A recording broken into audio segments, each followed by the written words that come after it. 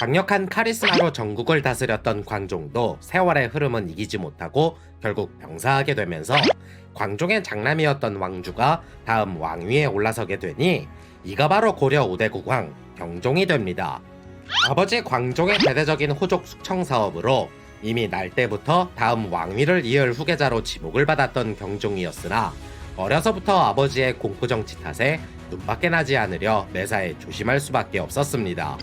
때문에 호족들이 경종을 등에 업고 기세 등등할까 우려했던 광종은 항상 태자였던 경종을 경계하며 모질게 대하곤 했었는데, 이러한 이유로 아버지에게 사랑을 받지 못했던 경종은 매우 불우한 어린 시절을 보내야만 했습니다. 결국 광종의 뒤를 이어 왕위를 물려받은 경종은 곧바로 사회 통합과 민심 수습을 위해 아버지의 흔적들을 하나둘씩 청산하기 시작, 아버지 광종으로 인해 억울함을 호소하는 자들을 관대하게 용서해주며 석방하는 등 많은 노력을 기울이게 됩니다. 그러나 이러한 경종의 노력은 또 다른 법안을 발의하면서 큰 문제를 야기하게 되는데, 이른바 보복법이라 하여 광종에 의해 지나치게 탄압을 받은 호족들을 위해 합법적으로 보복할 수 있는 법안을 통과시켰다는 것입니다. 때문에 호족들은 자신들을 모함했던 사람들을 찾아내어 보복법에 따라 무분별하게 복수하기에 이르고, 시간이 점차 지나면서 호족들은 이 법을 사적으로 악용해 죄 없는 사람들까지 조지기 시작하는 문제가 드러나기 시작했습니다. 그리하여 보복법으로 인해 경종의 친척들까지 살해당하는 일들이 벌어지자 경종은 크게 노하며 즉각 보복법을 폐지하기에 이르렀고, 사적인 복수를 행한 사람들을 처벌하게 됩니다. 그리고 어느 정도 상황이 마무리가 되고 민심이 안정되었다고 판단한 경종은 곧바로 과거제도를 통해 인재를 선발하며 기틀을 다져나가기 시작했으며, 전식과를 실시해 관료들의 급여 체계를 확립하기에 이르렀습니다. 전식과란 말 그대로 토지와 땔감을 나눠주는 제도라는 뜻인데, 고려시대의 관료들에게 주는 월급으로서 임기가 끝나거나 해당 인원이 사망하면 국가에 다시 반납하는 시스템으로 이후 조선시대까지 큰 영향을 미치게 됩니다.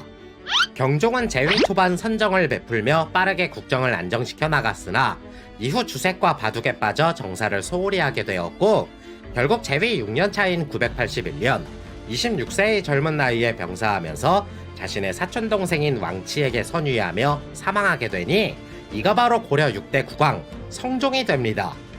아무튼 경종은 성종의 여동생이었던 헌해왕후 황보씨와 결혼해 외아들이었던 왕송 한 명만 있었는데, 당시 왕송의 나이가 2살로 매우 어려 왕위에 오른 성종은 어린 조카인 왕송을 친자식처럼 기르게 됩니다.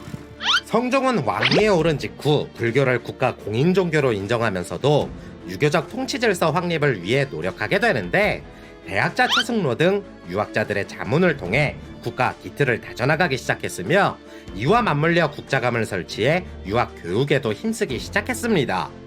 이에 따라 최승로는 성종에게 시무 28조를 지어 올려 태조의 이상정치와 광종의 정책적 반성에 따라 국왕에 보여야 할 모범적 자세에 대해 건의하였고, 고려의 모든 시스템을 갈아엎어 문물제도를 정비하기 시작했습니다. 특히나 중앙정부 및 지방제도, 관리 품괴 및 군부대 제도 개선 등을 통해 국가의 기반을 튼튼히 하기 위해 노력하였으며, 국가 예산이 막대하게 소비되는 연등회와 팔관회를 폐지하기에 이르렀습니다. 하지만 시무 28조를 너무 충실히 따라 공신들을 우대하며 과거제도로 관리를 선발하기보다는 공신들의 자녀들을 더 우대하여 음서제가 형성되기 시작했고, 광종이 밀어붙여 확정된 노비 안건법이 성종 때에 들어와 노비 환천법이라는 이름으로 재탄생하며 양인들이 다시 노비로 환천이 되는 경우들이 발생하기 시작했습니다. 그리하여 호족들이 중심이 되는 신분질서가 고착화됨에 따라 문벌귀족들의 출현을 초래하는 결과를 낳게 되었고, 이는 후기로 갈수록 왕권이 약해지는 틈을 타 귀족 정치와 함께 신정변이 일어나는 계기로 작용하게 됩니다. 한편 926년 발해를 멸망시킨 거란은 936년 중국 대륙의 연운 16주, 즉 지금의 화베이성을 공격하여 함락시킴에 따라 국호를 대요로 고쳐 본격적으로 국가로서의 출발을 알리게 됩니다. 이후 시간이 흘러 981년 대권을 이어받은 요나라 6대 황제 성종은 통치체제를 구축하고 중앙집권 국가를 확립하며 거란의 전성기를 구가하게 됐는데, 거란은 이러한 안정을 바탕으로 고려와 여진족을 압박하기 시작했습니다. 고려는 태조의 훈요 10조에 따라 거란을 배척하며 송나라와 화친을 맺고자 했는데 당시 발해의 후예를 자처하던 정왕국까지 이 둘과 손을 잡고 거란에 대항하기 시작하자 거란은 점점 고립되어 갔으며 결국 986년 정왕국을 쳐들어가 멸망시키게 됩니다. 그리고 993년 거란은 고려에게 송나라와 화친을 끊고 자신들과 교류할 것을 요구했으나 거절당하자 거란의 소순령이 약 10만의 대군을 이끌고 고려를 침공, 제1차 여요전쟁이 발발하게 됩니다. 뒤이어 거란의 침입으로 평안북도 봉산군이 함락되며 그곳을 지키던 윤서인이 포로로 붙잡히게 되고 거침없이 남아하던 소손영은 안융진에서 발해의 마지막 왕족이던 대도수를 만나 패하며 전장은 고착 상태가 되었습니다. 이후 소손영은 안융진에서의 패배로 공세를 굳히기가 힘들어지자 고려에게 항복할 것을 요구하며 그 자리에서 머무르게 됐는데 고려 조정은 곧바로 대응하기보다는 일련의 사태에 대해 어떻게 처리하면 좋을지 논의가 한창이었습니다. 그때 조정 대신들은 거란과 화친을 맺고 무조건 항복하자는 항복론과 그냥 항복하면 안 받아줄 테니 평양 이북의 땅을 떼어주고 항복하자는 할지론으로 의견이 나뉘어 피 터지게 싸우고 있었는데 때마침 소손영의 의도를 간파한 서희가 나서서 이 두 의견을 강력히 반대하며 혈혈단신으로 소손영을 만나기 위해 찾아가게 됩니다. 야 서희야, 너희는 신라 땅에서 일어난 신라 민족이고 우리는 고구려 땅에서 일어난 고구려 민족인데 왜 자꾸 북쪽으로 기어 올라오는 거야? 뭔 소리야, 우리가 진짜 고구려를 계승했고 니들이 지금 점령한 땅도 원래 우리 거였어. 그러니까 국호도 고구려 이름을 따서 고려라고 정한 거고 수도도 평양이잖아. 딱 보면 몰라? 아니 딱 보면 모르냐고. 아니 그럼 너희는 친하게 지낼 거면 우리랑 더 친하게 지내야지 왜 붙어먹어도 반대파 세력인 송나라와 붙어먹냐 이 말이야 내 얘기는. 그거는 니네랑 우리 사이에 여진족이 껴서 그런 거잖아. 니네가 내려온 김에 여진족 몰아내주고 땅도 좀 떼어주고 가면 니네랑 교류 못할 것도 없지 않겠어? 그렇게 서희와 담판한 직후 거란이 물러가며 평안북도 서북쪽 일대의 땅을 얻게 되었는데 그게 바로 우리들이 배우는 역사 교과서에도 실렸던 그 유명한 강동 육주입니다. 곧바로 고려는 이곳에 성을 쌓고 방어를 단단히 하니 거란은 죽을 때까지 이곳을 단 한 번도 공략하지 못하였으며 외교적 성과로 제1차 여요전쟁이 마무리가 되자 고려는 잠시나마 송나라와 단교하고 거란의 연호를 쓰며 형식적으로나마 거란의 비위를 맞춰주게 됩니다. 아무튼 유교 정책을 고수하며 유교 국가로 탈바꿈하고자 했던 성종이었지만 그 역시 993년 38세의 젊은 나이에 병사하게 되고 아들을 낳지 못해 후사가 없어 다음 왕위는 자신이 아들처럼 친히 돌봐주던 경종의 아들 왕송이 왕위를 잇게 되니 이가 바로 고려 7대 국왕 목종이 됩니다.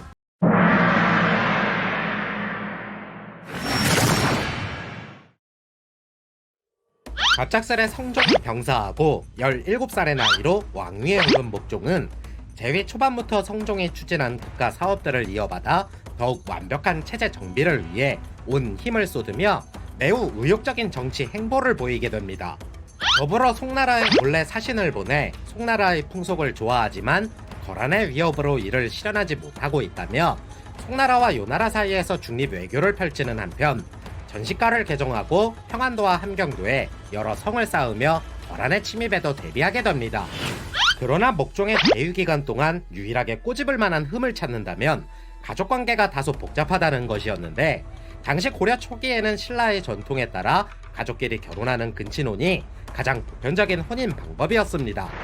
통일신라 시대를 거치며 골품제를 기반으로 최상위 계급인 성골들은 순수한 왕족 혈통을 유지한다는 명목하에 몇백 년 동안 근친혼을 반복했는데 이러한 신라의 풍속에 영향을 받은 고려 왕족들 또한 근친혼을 매우 당연시했었습니다.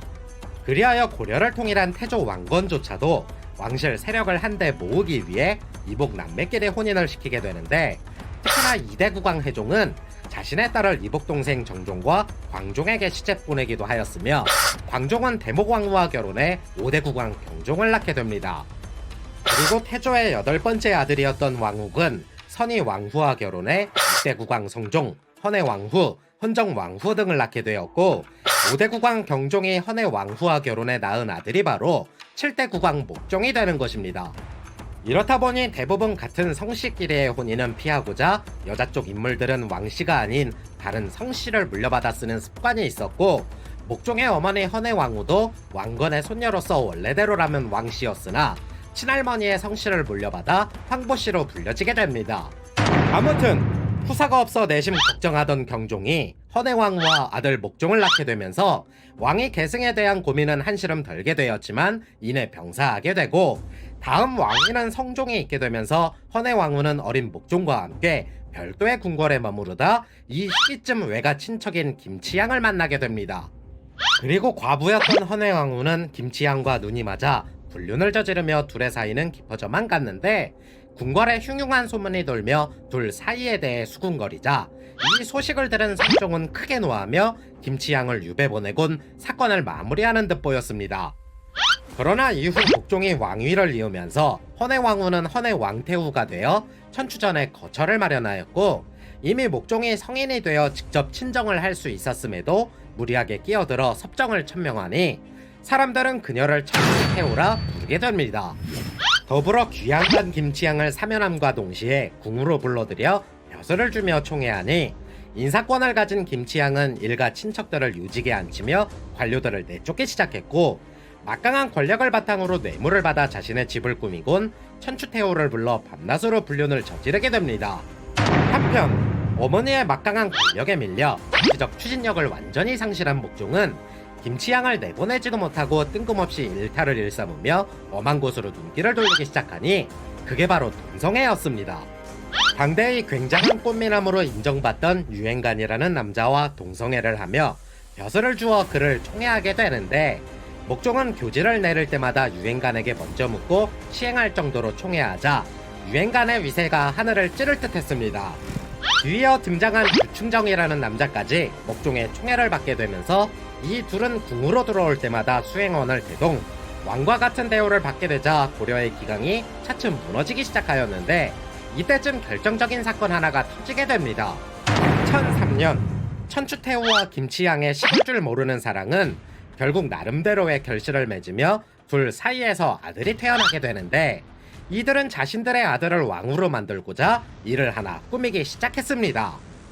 더불어 이 둘은 후사가 없던 목종이 계속해서 왕자를 낳지 못한다면 차기 왕위 계승자 서열 1위로 내정되어 있던 대량 원군마저 외딴 사찰로 쫓아내곤 은밀히 암살하기 위해 여러 차례 시도했으나 성공하지 못했습니다. 이후 목종마저 암살하려 하자 이 소식을 미리 접한 목종이 평양 도순검사 강조에게 밀서를 보내 김치향 세력들을 몰아내라 지시하게 되는데, 왕명을 받들고 개경으로 급히 달려오던 어느 날 목종이 죽었다는 헛소문이 퍼지게 됩니다. 그리하여 이 소문을 확인할 길이 없던 강조는 사람을 시켜 다음 후계자인 대량원군을 급히 데려오도록 지시하고 스스로 병사 5천을 이끌고 개경으로 향하게 됩니다. 그런데 막상 개경에 다다르자 목종이 아직 죽지 않았다는 것을 알게 된 강조는 잠시 고민에 빠지게 되고, 김치향 세력들을 그대로 두면 고려가 흔들릴 것이라 판단해 나라를 바로 세우겠다는 명분으로 아예 목종까지 폐위하는 강조의 정변을 일으키게 됩니다. 그리고 곧바로 개경으로 쳐들어간 강조는 김치향을 붙잡아 함부로 권세를 휘둘렀다는 이유로 아들과 함께 처형하였으며, 목종은 귀양 보내는 도중에 살해하고 천추태후마저 귀양을 보내는 등 민심을 위무하기에 이르렀습니다. 뒤이어 강조는 데리고 온 대량 원군을 차기 왕위 계승자로 선포하며 그에게 충성을 다 바치겠다고 하니 이가 바로 고려의 8대 국왕 현종이 됩니다. 아무튼 1010년이 되자 요나라 성종은 직접 40만 대군을 이끌고 목종을 강제 폐위시킨 강조를 직접 벌하겠다며 쳐들어오자, 이에 현종은 강조를 행영 도통사로 임명해 30만 병력을 내어주고 평안북도 선천으로 나아가게 하니 이게 바로 제2차 여요전쟁의 시작이었습니다.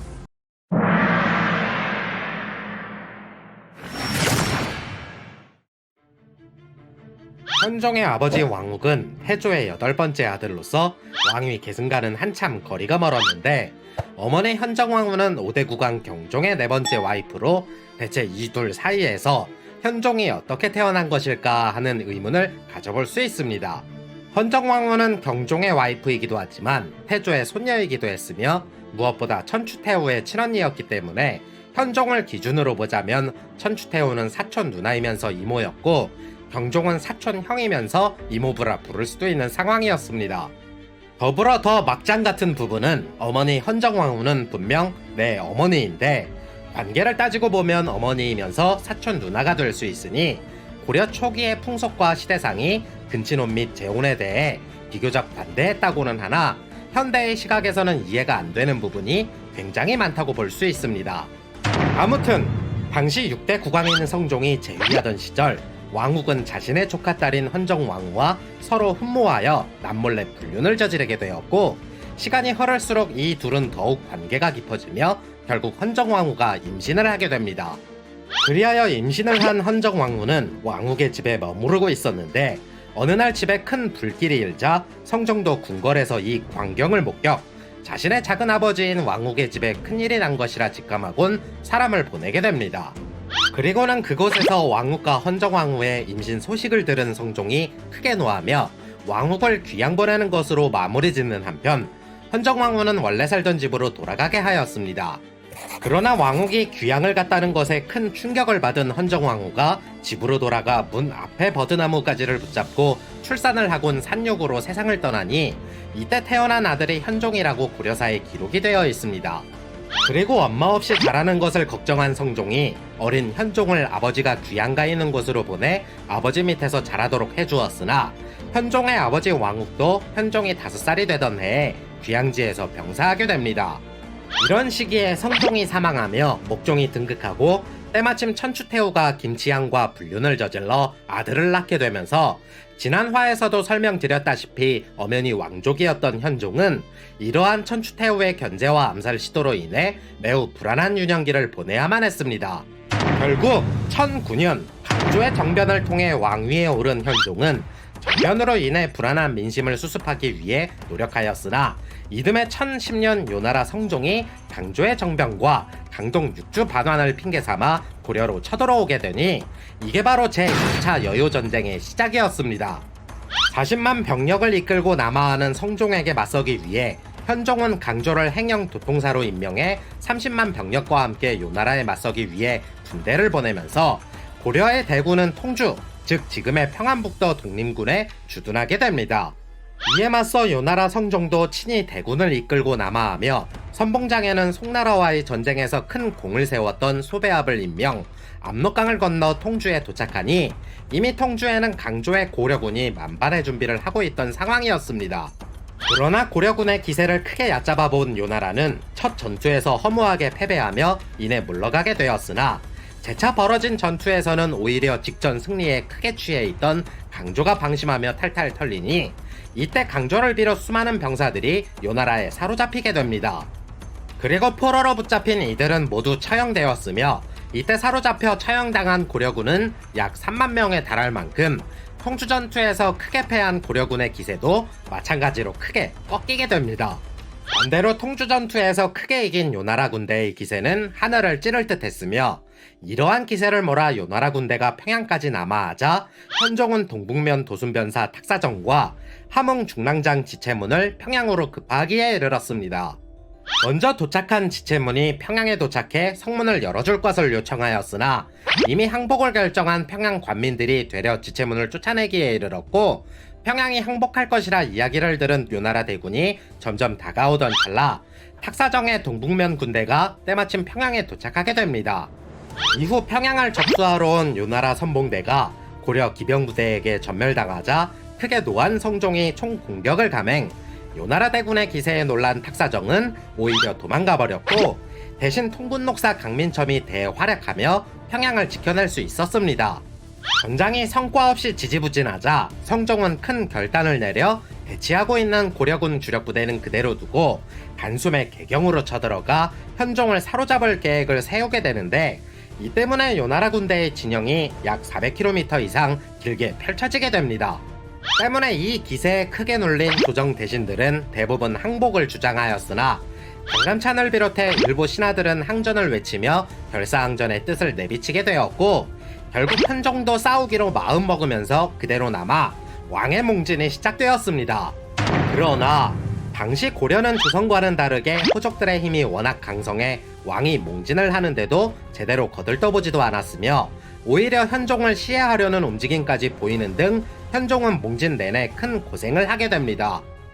이로 인해 현종은 2차 여요전쟁이 벌어지는 동안 전라북도 전주, 전라남도 광주와 나조를 돌아다니며 계속 몽진을 감행하였고, 왕이 없는 개경은 결국 요나라 군대에게 함락되며 약탈과 방화로 큰 고초를 겪어야만 했습니다. 여담으로 이 시기에 역대 고려왕조의 실록들이 소실되어 현종의 명으로 다시 편찬된 실록이 7대 실록이라 하여 후대에 전해지고 있습니다. 아무튼 서북면 도순변사 양규는 흥화전에서 홀로 3천의 병력으로 요나라 40만 대군에 맞서 크게 선방하게 되는데, 결국 흥화진을 함락시키지 못했던 요나라는 흥화진을 뒤로 한 채 그대로 남아 양규는 흥화진에서 병력 700명을 차출하여 통주전투에서 살아남은 패잔병 1000명을 수습해 1700명의 병력을 모으게 됩니다. 그리고 이 1700명의 병력은 결사대로서 2차 여요전쟁의 판도를 뒤엎을 대활약을 하게 되는데, 당시 요나라 병참기지로 쓰이고 있던 평안북도 곽상군의 곽주성을 비롯해 요나라 군대의 후방을 공격하니 후방이 크게 위태로워진 요나라는 개경을 함락시키고도 끝내 퇴각을 고려할 수밖에 없었습니다. 때마침 고려조정에서도 왕이 직접 항복하러 찾아가겠다며 요나라를 회유하기 시작했고, 후방에서의 교란과 전쟁이 장기화될 것을 우려한 요나라는 고려의 화친을 받아들이며 결국 회군을 하기 시작했습니다. 하지만 이때 요나라 후방을 괴롭히던 고려군은 퇴각하는 요나라 군대를 가만히 두지 않고 맹렬히 쫓으며 큰 타격을 주었고, 이때 요나라 군대는 대부분 괴멸되기에 이르렀습니다. 이후 현종은 전쟁이 끝나자 마지막 전투에서 장렬하게 전사한 양규를 비롯 여러 장수들과 병사들의 장례를 치루어주고, 현종이 몽진하는 동안 끝까지 현종의 곁에서 현종을 보필한 지체문 등은 나라를 구했다 하여 개국공신으로 책봉하게 됩니다. 그리고 2차 여요전쟁이 마무리가 되며 고려는 점차 안정을 찾게 되었으나 요나라는 지속적으로 사신을 보내 국왕의 친조를 재촉하게 되고, 고려는 그때마다 왕의 몸이 좋지 않아 친조가 불가능하다며 거부하기에 이르렀습니다. 2차 여요전쟁이 끝난 1012년부터 1017년까지 고려의 반응에 화가 난 요나라 성종은 강동 육주를 반환하라며 지속적으로 평안북도 일대를 무력으로 침공해 약탈을 자행하기 시작했으나 큰 성과 없이 매번 다시 물러가게 됩니다. 결국 두 나라의 관계가 급속도로 나빠져갈 무렵인 1018년, 요나라는 소배합을 사령관으로 약 10만의 군대를 파견해 재차 고려를 침공하게 되니 이게 바로 제3차 여요전쟁의 시작이었습니다. 그리고 이 시기에는 우리가 익히 들어 알고 있듯이 한반도의 3대 대첩이라 일컬어지는 그 유명한 귀주대첩이 벌어지며 난세의 영웅이 나듯 고려의 영웅 강감찬이 등장하게 됩니다.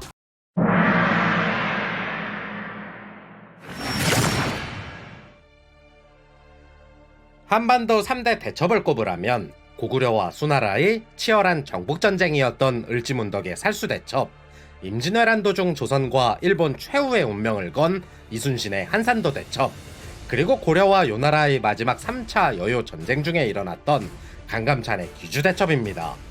2차 여요전쟁에서 국왕의 친조와 강동 육주의 반환을 약속하며 요나라와 화친하기로 했던 고려였지만, 이는 요나라를 속이기 위한 전략적 움직임이었을 뿐 실제 고려는 요나라의 지속적인 요구를 묵살하며 오히려 송나라와 물밑에서 계속 교류하기 시작했습니다. 그 결과 고려가 약속을 제대로 이행하지 않았다며 소배합을 총사령관으로 약 10만에 달하는 대군을 다시 고려로 보내 공격하게 되니 이게 바로 제3차 여요전쟁의 시작이었습니다. 고려도 이에 맞서 강감찬을 상원수로 삼고 평양전투에서 큰 공을 세웠던 강민첨을 부원수에 임명해 고려 전역에 있는 모든 병사들을 바득바득 끌고 모아 약 20만에 달하는 대군을 파견하게 되면서 요나라와의 전면전에 대비하게 되니 두 군대는 흥화진, 즉 지금의 평안북도 의주에서 만나 대치하게 됩니다. 흥화진에 먼저 도착한 강감찬은 기병 1만을 산등성이에 매복시켜 흥화진 동쪽의 강로를 막아 요나라 군대가 지나가길 기다리게 되는데, 이때 마음 편하게 행군하고 있던 요나라 군대는 고려군이 준비한 수공과 매복 공격에 당하며 기가 한풀 꺾이게 됩니다. 그리고 흥화진 전투 이후 고려와의 전면전은 불리하다 판단했던 소배합이 작전을 변경하여 2차 전투 때와 마찬가지로 군대를 개경으로 보내 현종을 먼저 사로잡고자 하였는데 이미 2차 전투 직후 고려는 요나라의 침공에 철저하게 대비했던 상황이다 보니 소배합이 이끄는 요나라 군대는 개경에서 대결이 떨어진 곳까지 남하하였음에도 고전을 면치 못하였습니다. 가는 길목마다 고려군은 청야전술, 즉 현지에서 적군이 군수물자와 식량을 조달하지 못하게 모든 것을 불태우는 전술을 택함으로써 요나라는 현지에서 물자 공급에 큰 애를 먹게 되었고 부원수 강민첨과 치룬 자주전투에서도 크게 타격을 받아 그곳에서 발이 묶이게 됩니다. 결국 소배합의 군대가 고려군의 모든 방어를 뚫고 개경 백열이 바뀐 신은현, 즉 지금의 황해북도 신계군까지 도착하였음에도 개경을 둘러싼 엄청난 규모의 방어력을 직접 겪으면서 빠른 시일 안에 함락할 수 없음을 깨닫게 됩니다. 그리하여 소배합은 이곳에서 계속되는 소규모 전투에서조차 고려군에게 계속 패하며 사기가 바닥으로 떨어져 있던 찰나 개경 주변의 금교역을 순찰하기 위해 파견한 기병부대가 현종이 직접 내보낸 기병부대에게 털리며 완전히 괴멸되기에 이르렀습니다. 이 패배로 인해 더 이상의 전투는 의미가 없다고 판단한 소배합은 군사를 물려 고려에서 철수를 하기 시작했고 후퇴를 거듭하던 요나라 군대는 결국 귀주, 즉 지금의 평안북도 구성시 일대에서 강감찬이 이끄는 고려군 본대를 마주치게 됩니다. 다시 돌아가기 위해 그곳을 꼭 지나야 했던 요나라 군대는 고려군 본대와 전투를 벌일 수밖에 없었는데 귀주성 앞으로 흐르는 하천을 등에 진 채 배수의 진을 치고 결사 항전을 내비치니 고려군 20만과 요나라군 10만이 맞짱뜨던 전투가 바로 우리가 익히 들어서 알고 있던 그 귀주대첩인 것입니다. 고려군과 요나라군이 뒤엉켜 싸우며 전투가 절정에 달할 때쯤 고려군 별동대 1만이 요나라 군대의 뒤를 후려치며 요나라 군대는 순식간에 격파되기 시작했고 때마침 뒤에서 비바람이 몰아치며 제대로 서있기조차 힘들어지니 이미 사기가 크게 꺾인 요나라 군대는 더 이상 고려군의 적수가 되지 못했습니다. 결국 고려군 21만에게 포위된 요나라 군대 10만 명이 철저하게 깨지면서 시체가 들판을 뒤엎고 강물은 요나라 군대의 피가 흥건하게 젖을 정도였는데 이 전투에서 살아 돌아간 사람은 수천 명 남짓으로 고려군은 엄청난 대승을 거두게 됩니다. 제3차 여요전쟁에서 크게 패한 요나라 군대는 두 번 다시 고려를 공격할 생각조차 꿈도 꾸지 못했으며 고려는 수많은 포로와 병장기들을 노획하였고 전쟁이 끝나고 개경으로 개선한 강감찬을 현종이 직접 성 밖으로 맞이하러 나아가 공을 크게 치하하였다고 전해지고 있습니다. 이윽고 현종은 국경지역에는 천리장성을 구축해 외세의 침입을 대비하게 되면서 귀주대첩의 결과는 동북아시아 여러 나라로 알려지며 고려의 위상이 드높아지게 됩니다. 그리고 현종은 전쟁 중에도 내정에 힘을 쏟으며 특히나 행정구역을 정비, 모두 양계체제라 하여 9년제의 체계를 잡아나갔으며 향리의 공복을 제정, 중앙집권체제의 기틀을 완성하게 됩니다. 그리고 각 주마다 창고를 설치해 전쟁에 대비하고자 하였으며 70세 이상의 부모가 있으면 군역을 면제해주고 전장에 나가 싸우다 사망한 가족이 있으면 국가 유공자로 분류해 유가족들을 지원해주게 됩니다. 뿐만 아니라 외세의 침입을 부처의 힘으로 이겨내기 위해 초조 대장경을 만들어 국난을 극복하고자 했고 나성을 쌓음으로써 도성의 방비를 더욱 굳건히 하며 개경은 더욱 완벽한 도성으로서의 모습을 갖출 수 있게 되었습니다. 더불어 연등회와 팔관회를 부활시켜 불교를 장려하였으며 대사찰인 현화사를 건립해 불교를 더욱 숭상하였으나 동시에 유교 진흥에도 힘을 쓰며 유교 정신을 끝까지 이어가고자 하였습니다. 여담으로 이 시기에 고려를 구한 강감찬은 70대 중반의 전장터에 나가 귀주대첩을 치르며 몸이 많이 쇠약해지자 이후 현종을 찾아가 은퇴의 뜻을 내비추게 됩니다. 하지만 현종은 강감찬에게 지팡이와 의자를 선물해주며 사흘에 한 번씩 출근하라고 하였으나 결국 강감찬보다 먼저 하늘나라로 간 사람은 현종이었습니다. 그리고 강감찬이 태어난 지금의 서울시 관악구 낙성대 일대는 강감찬의 시호를 따서 학교 이름을 지었으며 당시 강감찬이 개경에 살던 집을 가리켜 낙성대라 불렀기 때문에 현재 이곳은 태어난 곳이라 똑같이 낙성대로 지었다는 일화도 전해지고 있습니다. 아무튼 친척들의 왕권 다툼으로 불안한 유년기를 보냈던 현종은 왕위에 올라서도 두 번의 여요전쟁을 치르며 많은 부침이 있었습니다. 하지만 사후 100년간 이어진 고려의 전성기를 생각해볼 때 국가의 기틀을 닦으며 눈부신 업적들을 쌓아 올렸던 현종도 결국 40세에 사망하면서 1031년 현종의 장남이었던 왕흠이 왕위에 오르게 되니 이가 바로 고려의 9번째 국왕 덕종이 됩니다. 영상이 재밌었다면 좋아요와 구독 부탁드리겠습니다.